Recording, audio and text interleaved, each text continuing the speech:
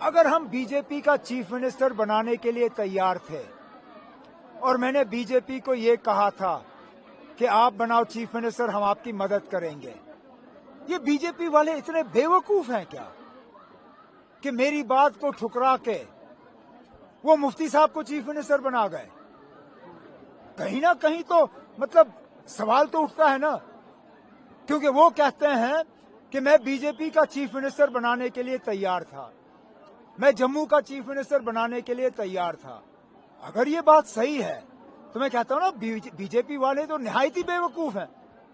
मैं तो उनका चीफ मिनिस्टर बनाने के लिए तैयार था, लेकिन मेरी बात को ठुकरा के वो मुफ्ती सैयद को चीफ मिनिस्टर बना गए।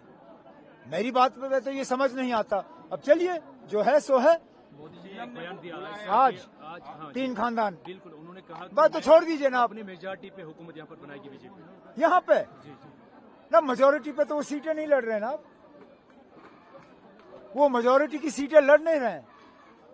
कश्मीर में उन्होंने ज्यादातर सीटें छोड़ दी हैं, जम्मू में भी तमाम सीटों पे वो जीतेंगे नहीं, तो अपनी हुकूमत बनाएंगे कैसे? हाँ, अगर उनका इशारा इस तरफ है कि यहाँ उन्होंने बी टीम, सी टीम, डी टीम, ई टीम को खड़ा करके यहाँ लोगों को दोबारा धोखा देने का सोचा है, लोग अब होशियार हो गए हैं ना। जो पहले 2 फेज के रिजल्ट रहे हैं, जो हमारी जानकारी है, नेशनल कॉन्फ्रेंस और कांग्रेस की ही हुकूमत बनेगी 8 अक्टूबर के बाद। अगर हम बीजेपी का चीफ मिनिस्टर बनाने के लिए तैयार थे और मैंने बीजेपी को ये कहा था कि आप बनाओ चीफ मिनिस्टर, हम आपकी मदद करेंगे, ये बीजेपी वाले इतने बेवकूफ हैं क्या कि मेरी बात को ठुकरा के वो मुफ्ती साहब को चीफ मिनिस्टर बना गए? कहीं ना कहीं तो मतलब सवाल तो उठता है ना, क्योंकि वो कहते हैं कि मैं बीजेपी का चीफ मिनिस्टर बनाने के लिए तैयार था, मैं जम्मू का चीफ मिनिस्टर बनाने के लिए तैयार था। अगर ये बात सही है तो मैं कहता हूं ना, बीजेपी वाले तो निहायत ही बेवकूफ हैं। मैं तो उनका चीफ मिनिस्टर बनाने के लिए तैयार था, लेकिन मेरी बात को ठुकरा के वो मुफ्ती सैयद को चीफ मिनिस्टर बना गए। मेरी बात पे तो ये समझ नहीं आता। अब चलिए, जो है सो है।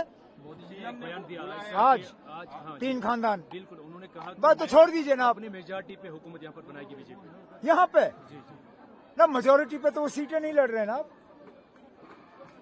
वो मेजोरिटी की सीटें लड़ नहीं रहे हैं।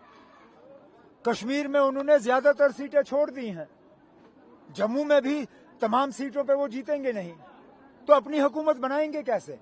हाँ, अगर उनका इशारा इस तरफ है कि यहाँ उन्होंने बी टीम, सी टीम, डी टीम, ई टीम को खड़ा करके यहाँ लोगों को दोबारा धोखा देने का सोचा है, लोग अब होशियार हो गए हैं ना। जो पहले 2 फेज के रिजल्ट रहे हैं, जो हमारी जानकारी है,